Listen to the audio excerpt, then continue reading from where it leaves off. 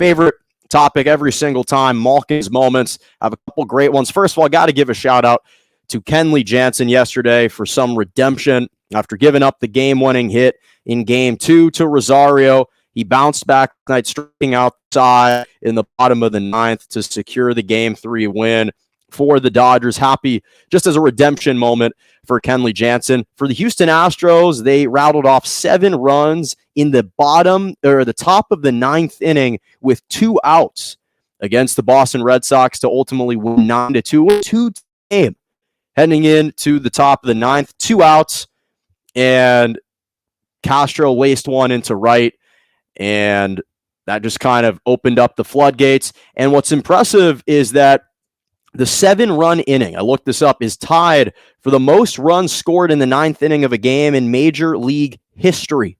And they all came with 2 outs. It's unbelievable.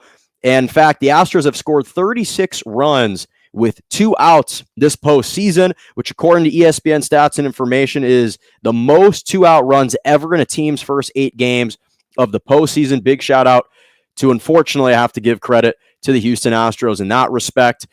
In the NHL, Eriksson netted a hat trick for the Minnesota Wild. They came back in stunning fashion against the Winnipeg Jets. Really impressive, actually. They scored the tying goal. He scored not only the tying goal in the final minute of regulation, he also scored the game-winning goal in overtime as the Wilds won 6-5 in overtime over the Jets. It's kind of exciting that the NHL is back. The Tampa Bay Lightning have won back-to-back Stanley Cups. They're off to a slightly slower start, 2-2 to start the year, but nonetheless, what's impressive, too, about this Minnesota Wilds team and going up against the Winnipeg Jets, this was their first matchup between these two teams in 653 days, which is kind of unfathomable that these two teams haven't played in that amount of time, nearly 2 years. Impressive. And finally, I got to stick with a hometown hero.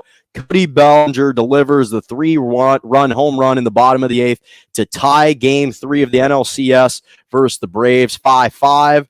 And I don't think people realize that the ball that he hit the home run on, it was a 96-mile-an-hour fastball way above the strike zone. It was a fastball that was climbing up the ladder, and Bellinger, on a bad swing decision, still decided to swing it, laced the barrel of the bat, just was fantastic on the hit, and it was impressive. And what's more impressive is apparently the pitch crossed the plate about 4.12 feet off the ground.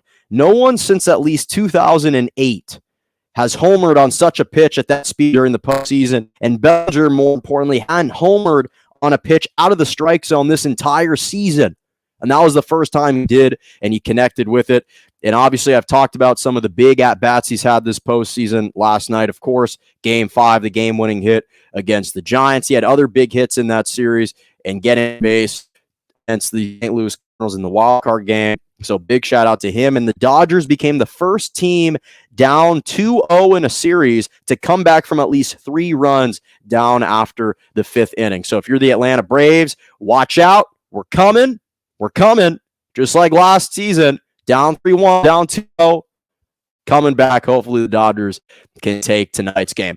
That'll do it for us here at Morning Joe. Thank you so much for joining me every single Monday and Wednesday morning. 11 a.m. to 12 p.m. Eastern Standard Time, 10 to 11 Central, and 8 to 9 a.m. Pacific. Make sure to subscribe to my YouTube page, Morning Joe with Jonah Malkin. Follow me on Twitter at Jonah Malkin or at morning_Joe_JMalk97 on Instagram and Jonah Malkin on TikTok. Thank you so much for joining me. And as always, have a lovely rest of your morning.